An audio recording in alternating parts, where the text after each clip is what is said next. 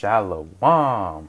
All praises to the Most High. Anoka said, praise be to the earthly mother, the Pachamama, and all of her earthly angels, the Erkadeshoe. Praise be to the Holy Spirit, the Kahe, in the name of his only begotten Son, Motsah the Lamb, unification to the nation. So I got a response video today. And it's a response video to this. Now, I watched the first 15 minutes. I'll probably watch the rest later. Maybe not. I don't know. But, I just wanted to make a little response because he and some other dude, they wanted to have a discussion on the so-called Black Hebrew Israelite movement. Now, I want to add some clarity because he asks good questions. He doesn't deserve to be treated in a rude way or in a negative way, spewing ad homs. There's no reason for that. He just wants to know the truth. He has been lied to. We all have been lied to. So I'm not trying to, and I'm not going to berate him in any way. I'm simply just going to tell him the truth. This is also not a debate. This is not an argument. I'm just going to tell you the truth. And you can decide if you want to accept it or not, and if you want to dig deeper into it. But my email is in the description of every single one of my videos. And, whomever can hit me up, can email me, acts in humility.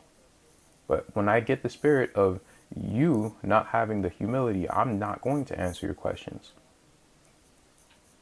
For one, you have to realize who are supposed to be the teachers. You say that you believe in the Gospels. You say that you believe in the New Testament. So why don't you believe in the words of Paul when he told you not to boast against the branches? And plus, all of the Most High's word and doctrine is not only in the 80 books of the KJV Bible. So I really do hope that you are expanding your knowledge and not just stuck in the 80 books. Now, to touch on what these people are saying, I actually truly do agree with you. One, they're making claims without any archaeological proof. Right? They are. Their connection to that land is they're not very connected to that land. Some of them are, but they're not really connected to that land.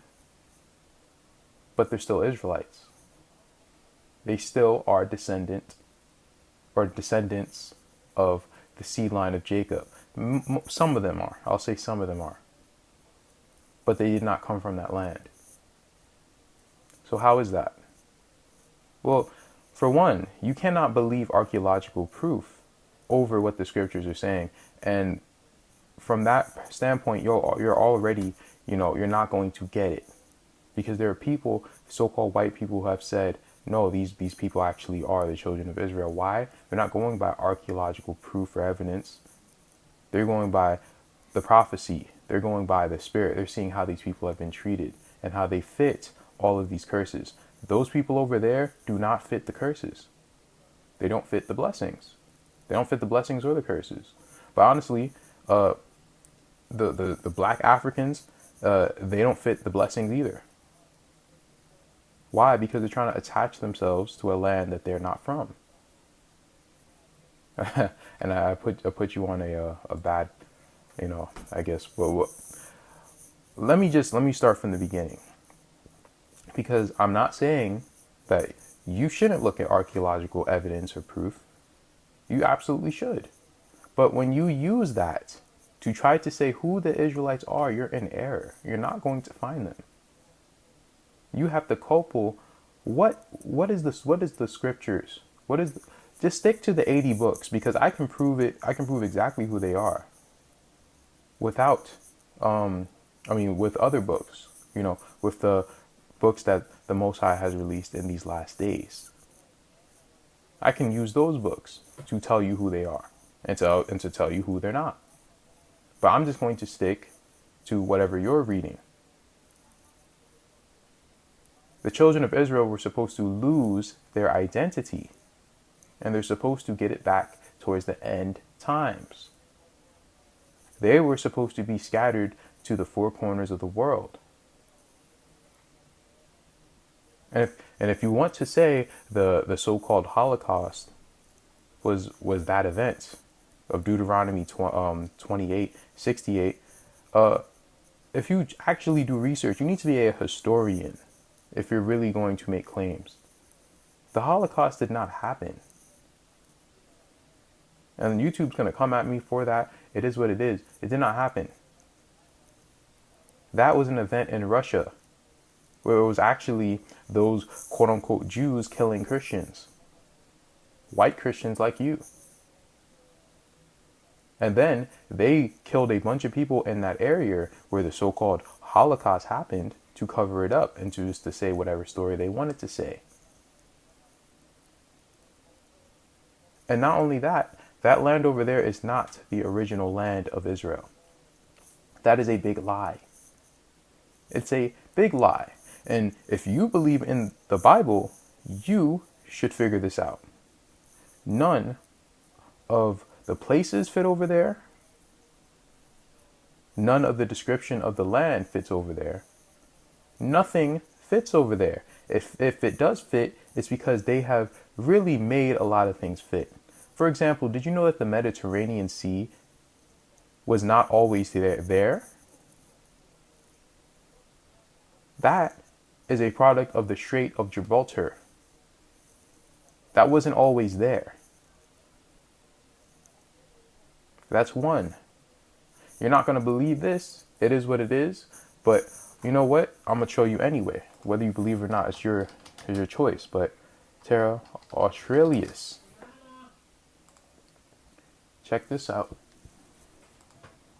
They depicted Antarctica being pretty much unfrozen. This was not frozen. In fact, if you look into this, it will list a bunch of plants that you only find in the Amazon. So this land was not frozen up until the 1600s. I mean, it wasn't frozen in the 1600s when this map was made. So some event occurred where this land was frozen. There's a bunch of lands that were sunken. Atlantis, Lemuria, Kumari Kingdom, all of these places matter. You have to understand the full picture. And you probably have never heard this before. That's fine. I've researched things that most people don't. But this is me pretty much telling you what it is. In these last days, a lot of information is coming out about where the true holy lands are. And they're not in that land. They cannot be. And I'm going to show you what I mean. For example, in this video that I did, but before I even get into that, in the oldest map that the Greeks have, why don't they have Jerusalem here? If Jerusalem is such an old city where the Canaanites were in and then kicked out, then it's a very old place because Canaan is one of the oldest, if not the oldest nation. And I'm not even going to get into who Canaan actually is. That's not even for this video. But this sea was not called the Mediterranean Sea. It was called the Ithrian. I forgot how to say it. But this wasn't called the Mediterranean Sea. This wasn't called the Great Sea. This wasn't called Egypt. Egypt was not a concept over here until the 1700s.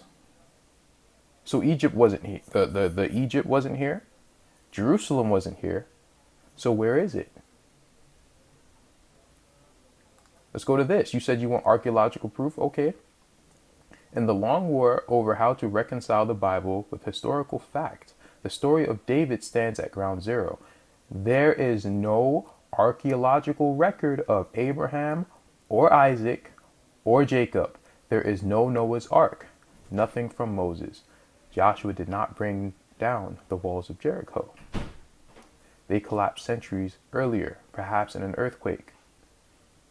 But in 1993, an Israeli archaeologist working near the Syrian border found a fragment of basalt from the 9th century BC with an Aramaic inscription that mentioned the house of David, the first known reference to one of the Bible's foundational figures. So David is not just an central ancestor in the Old Testament.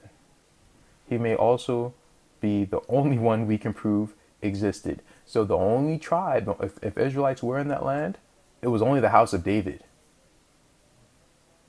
That's it. That's the only thing they can find. Everything else are a bunch of Philistines and Canaanites. So who are those people in those lands? The red-headed Jewish people, who are they? Okay. Yet to prove it definitely would be exceptionally difficult. Jerusalem in the 10th century BC is an archaeological void. I can take a shoebox and put inside everything we have found from that period. Yuval Gadot, an archaeologist from Tel Aviv University said, Frankenstein has pushed Israeli research to the forefront of science, employing precision radiocarbon dating, DNA analysis, and image processing that can examine a 3,000-year-old pot shard and determine how many ancient scribes were involved in its making. An archaeology lab run by Tel Aviv University and the Weizmann Institute of Science has employed the chief forensic investigator of the Israel police. Despite their advanced technology, these researchers are still engaged in questions that have persisted for more than a century. From where did the early Israelites emerge? They don't know where they came from. They know that they came there, but they can't find anything before David. Nothing. So the lands are not there. You're looking in the wrong place. When do we see first signs of a centralized cult with a single deity? And you can read this. You can read the whole thing. They can't find anything before David, and when they find things during David's time, they barely find it. Now we're at the medieval empire of the Israelites. I suggest you go download this book. It's in my library, and it's over $1,000 for a reason. But we're going to look into the Mediterranean Sea.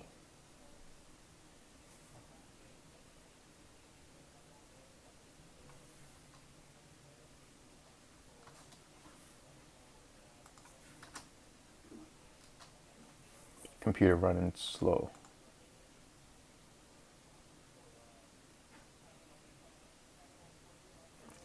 The territory of Egypt is called Babylonia, and Cairo is Babylon. The Crusaders, having been sent on the Fourth Crusade, pondered their destination, Alexandria or Babylon. Even a concept of the Mediterranean Sea does not exist yet. Such a name is nowhere to be found. Its dimensions have been exaggerated at a minimum by 3 times. The Mediterranean Sea was never around. So why are they trying so hard to change things to the Mediterranean Sea? And what about the Red Sea? How about that? Let's go to the Red Sea. Because if you look into the Hebrew, it's not called the Red Sea. It's called the Reed Sea. It's called Yam Suf, which means the Sea of Reeds. Look, it is necessary to speak especially about incorrect translations. These often play a decisive role in the comprehension of the legends and the sacred books. One of the most typical examples is a central event in the Old Testament, the exodus of the Israelites from Egypt. In the first 5 books of Moses, so-called 5 books of Moses, because Moses did not write all 5 of those books, it states in Hebrew that the Israelites crossed the Reed Sea, not the Red Sea, as it is incorrectly translated by modern Bibles in other languages.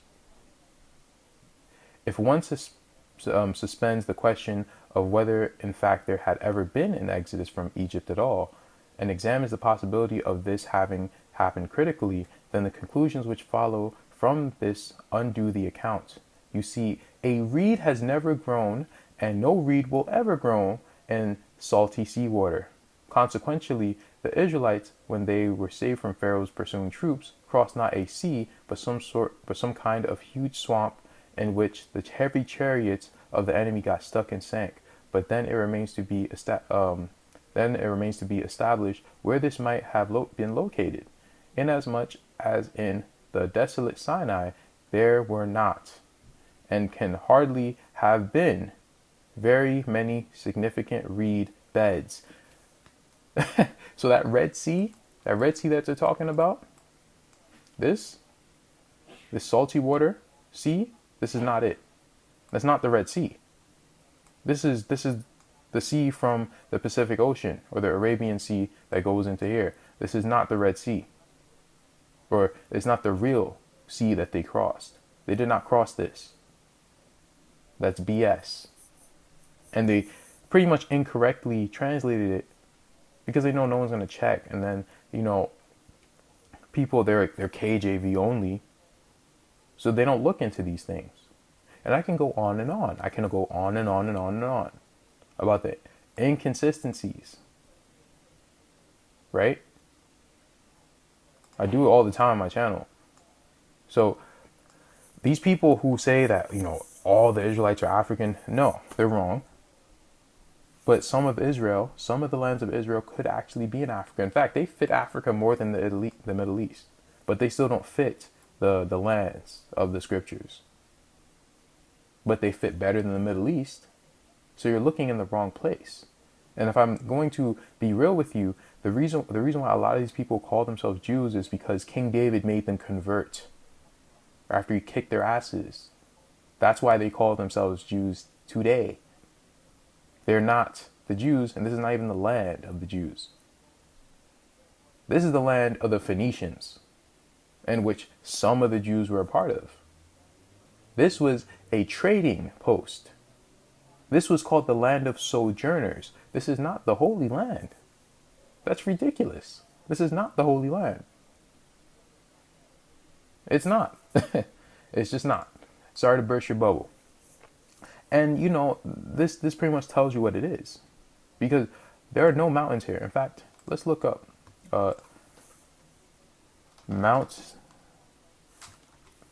mountain terrain map.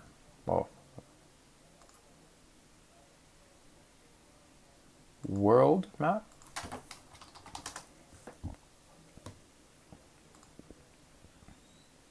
There are no mountains here, right? No mountains.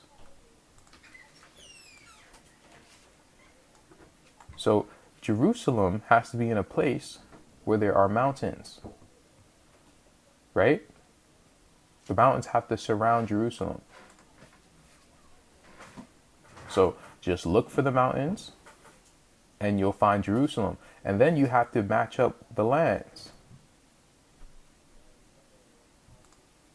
As the mountains surround Jerusalem, so the Lord surrounds his people, both now and forevermore. And all these translations say mountains. And of course, they tried to say, well, this is figurative. These are figurative mountains. So they say mountain or hill country. No, it means mountains. And when you look into other books, you know that it means mountains. It doesn't mean hills. It means actual mountains. So where is this mountain range? Where is this mountainous range? And there's only two places on earth where that really can be, where there's really, a lot of mountains that can surround somewhere. Two places. Two places. Now we're going to look into the zigzag temple walls, because Josephus wrote on these zigzag temple walls that Herod was occupying, right? You want a peer review? The third wall of Jerusalem was a zigzag wall. There are no zigzagged walls over there. None. So if you want to look into this peer-reviewed article, go ahead. Right? And you can look into the Josephus and see his description on what Jerusalem was. Zigzagged walls, right? Jerusalem's also a fortress. The Antonia fortress was the citadel built by Herod. I'm not calling him the Great, but he was Herod the Edomite, the half-Jew. Okay. It was a fortress, a citadel. So why don't you go and find me where is a place that's mountainous? Where is a place that has a citadel? Where is a place that has a zigzagged walled citadel? Go find me it. Because there's only one place on earth.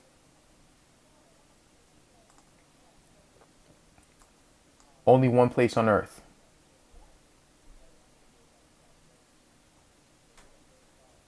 So you wanted archaeological proof? Here you go. And there's so I could get into a 3 hour long thing because this is just what I do. They found Roman artifacts all over South America. They found them in North America. Found them in South Africa.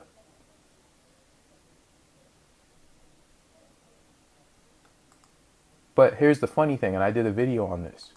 In the Josephus, why is Agrippa warning the Jews that the Romans can cross the ocean? Wait, ocean? Ocean? What do you mean ocean? What was the Roman Empire? According to this, the Roman Empire was the whole Mediterranean, right? So what ocean were they going to cross to get to Jerusalem? They're not crossing an ocean. This is not an ocean. This is a sea. He specifically said an ocean. Right there. And he actually speaks on how. Let me see if this is it.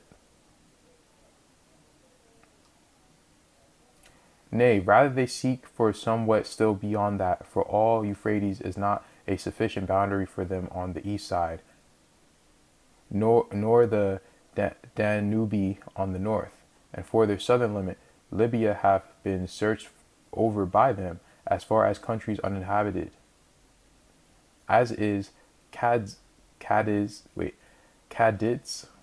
their limit on the west. Nay, indeed, they have sought for another habitable earth beyond the ocean, and have carried their arms as far as such British isles or islands as were never known before.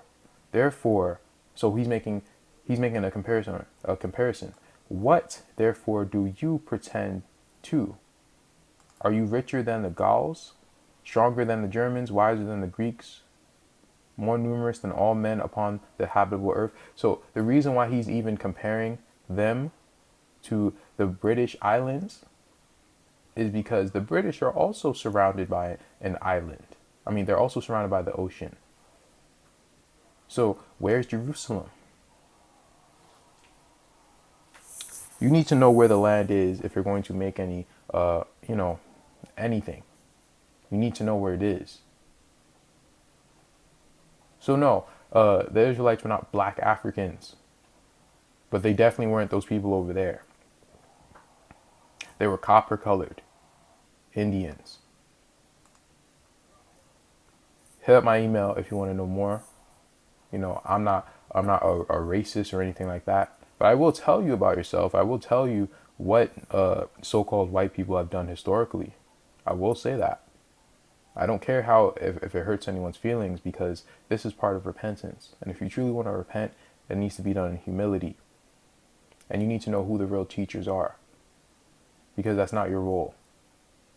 Peace be unto you.